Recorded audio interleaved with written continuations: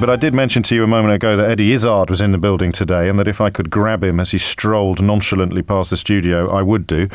And I have. I was strolling. You were strolling? Were you strolling or sauntering? Well, I was trying to do it as nonchalantly. It was very nonchalant. He did actually send a message, please be nonchalant when you stroll. Super nonchalant. So here he is. Here you are. Because you are back on stage, back on the road. Yes. I've just toured France. I know they've had a tough time. I know you've been talking about that. This is slightly different. I've been doing what I think is a very positive thing. I sold over 5,200 tickets in French cities playing this show that I'm doing, Force Majeure, in French. So I do it to them in French, do it to the Germans in German. Just started doing it in Spanish. Are you multilingual, or do you learn it? No, I just learn them. Phonetically, almost? Well, this is what I'm doing in Spanish. My brother, Mark Izzard, is the language expert. So he's kind of fluent in French, German, and Spanish. He translates the show into a good, but not overly highfalutin German, Spanish, and whatever. So in Spanish, I learn it as a play, and we've done this developed this radical technique. Well, say in Germany, I did 2 months in Germany, and I went in and I learned it all as a play, so line by line, and I had even a prompter, and I could say that bit. How do you do comic timing and stuff like that? Well, it's the same thing. Like in English, I've got this thing. Did he ever think he'd end up as a salad? And in German, even though the verb's at the end of the sentence because it's past tense, it's still the same. Caesar hatte je gedacht, did he ever think, dass einmal, that he one time, als Salat enden würde, as salad end up would have. And even though you're saying salad end up would have, they still get it, they still laugh in the same place, and they have a good sense of humour. So all that stuff that we said, the Germans have no sense of humour, they do. The kids get it. It's like there's people in Britain who don't have a sense of humour, people in America. The sense of humour is not national. It crosses. It's human thing. Humour is human. That's the wonderful thing. So from Moscow to Hollywood Bowl, from Berlin to Cape Town, they all get it. And London, of course. Yes, come indeed. February. Well, no, before February. Yeah, January into the February 18th. at the Palace Theatre, the one on Cambridge Circus. So a beautiful theatre, great frontage, and sit down for 5 weeks. We just put it on an extra week as well. I saw. So presumably tickets are selling like hot cakes. They are selling like quite warmish cakes. Tell someone who's never seen you live what they can expect from an Eddie Izzard show. Well, it's my influences are Monty Python, Billy Connolly, Richard Pryor. So put that together, and this show starts with human sacrifice. I worked out that human sacrifice distilled. Someone obviously back in the day said the weather is bad, the crops have failed, the gods obviously hate us, so we're going to kill Steve. And that is an insane idea, beginning of fascism right there and then. And so I've gone into exploring that. I have moles digging for gold in the show. I have God fighting Darth Vader over spaghetti carbonara in the Death Star canteen. Something for everyone. Yes, it is very silly, it is very intelligent.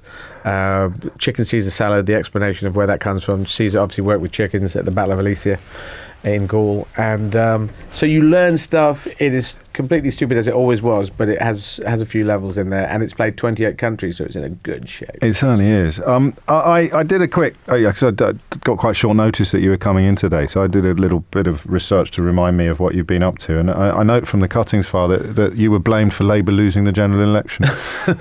Would you like to say sorry? No, it's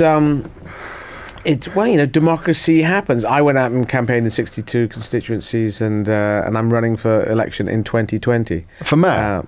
For Member of Parliament. Okay, because you were going to run for mayor at one point. I'd love to go with Sadiq Khan if he gets in. I'd like him to get in 2016. If he gets in, he can run as long as he wants to. So I just want to get inside the system. I want to see how the whole thing works, because if you did that little bit of research, you probably notice I've put a lot of... I know you're very politically engaged. No, but I put a lot of energy into things. I have run 43 marathons in 51 days. I have toured France in French, Germany in German, Spanish. I do think of doing things in a different way. The European referendum is going to be coming up, and I'm saying that if we can't make it work in Europe, how is the world going to work? We have to learn to live together and work together in some shape or form. And so I'm trying to be positive about Europe. I put my money where my mouth is. I think out of the box. I want to put that energy into it. The point of my question is that you may actually have more power doing what you do now than you would have as a backbench MP in a... I don't think you have more power. I think you have more soft power. You have a certain amount of influence, but the actual power is the people who are elected, who actually say, we're changing that now. That's my analysis of it, is there is no activist that has as much power an influence as someone would say, maybe a Nelson Mandela. Yes. So activism ultimately is quite frustrating. Yeah. Yes. Well, I mean, in the end, you're not doing it 24/7 like the political job. So it's a slightly different thing. But I want to go in. I want to see what I can do.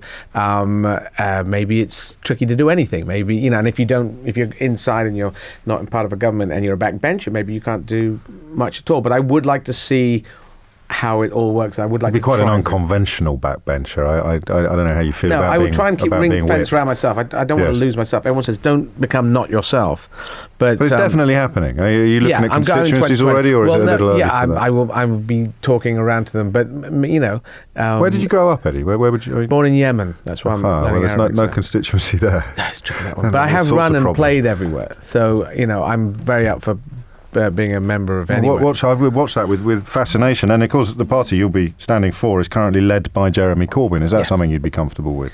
Well, it's democracy. My politics. I'm a more radical moderate. I do radical things with a moderate message, and he's more to the left of me. But that's a democratic thing. That's happened.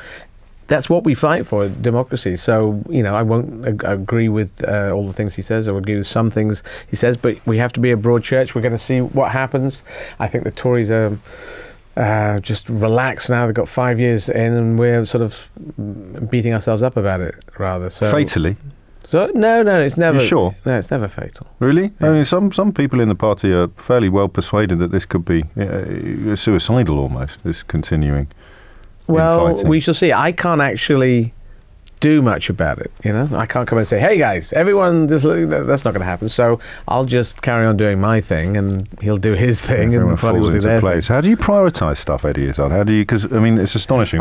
Force majeure is. Huh? I like the. How do you? Well, in case someone's just turned their radio on. This is the craft. This is the craft. You see, because otherwise someone's sitting in the car driving along, going, "Who's this fella on the radio?" What they say, that's I don't know who I am, but I remind them who you are. You're a DJ. I'm a DJ. You got it. Yeah. So Eddie Izzard. How do you prioritise things? Because it's almost too much for most people to grasp. You're going on with an international tour. You've got your eye on Parliament. You've got a film coming out. I know you're in the remake of Whiskey Galore. You've enjoyed. It is a bit too much, actually, but it's a reaction to the Thatcherite 80s. I couldn't get anything going in the 80s, and when Margaret Thatcher left office, my career sort of took off. I don't think they're linked, but they almost looked linked. I just could not get it going in the 80s. So you're filling your boots. Well, it's not filling the boot. It's more like once I got the thing going, I don't want to start. There's that place you can get to where you say, hey, I'll just phone the rest of my career in. And I do not wish to do that. So I'm trying to constantly be entrepreneurial with my confidence and say, okay, I got to there, but let's see. Okay, I'm doing French. Let's see if I can do German. Okay, I got German. Let's see if I can get Spanish. Because then you can do Central America, South America, play Cuba, and then then go Russian and then go Arabic. So learn those 5 languages, and then I'll go into politics. So comedy in Arabic. Well, I was born in Yemen. I think that's my gift. My parents met in Yemen, got married there. My brother was born there. I was born there. He's really into languages. I sense that he wanted to learn Arabic. This gives us a mission to do it. Humans are good with missions. Have you noticed this? And so I've set this mission up for myself, and I'm quite good at setting them up for myself and going for it, because it's a great open-handed politics, I don't know how I'm supposed to examine this ludicrous portfolio in a 10-minute interview slot, but I'm very glad that you found time for us. I was nonchalantly sauntering by. I shall see you nonchalantly sauntering back out again in a matter of minutes. And how do people buy tickets for Force Majeure? It's Reloaded? Barter, only barter. Is it only? You have to come with a pig. Things you've grown yourself. Things you've grown, and pigs are allowed. But it's, I think internet, EddieIzzard.com is a very good place to buy tickets. And the Palace Theatre in Cambridge Circus, as you say, will have a box office as well. But Eddie Izzard, many thanks indeed. I look forward to inviting you back into the studio when you're on the stump. Yes, on stumps. Just to be on a stump. Yes, that would be worth turning the cameras on for you. Sadiq, will you support my plan to restore Sure Start to its founding purpose by extending the Olympic precept? I think the idea is excellent, Tessa. You'll appreciate I've not looked at all the details of your plan, but I know as a parent and also as a governor of the primary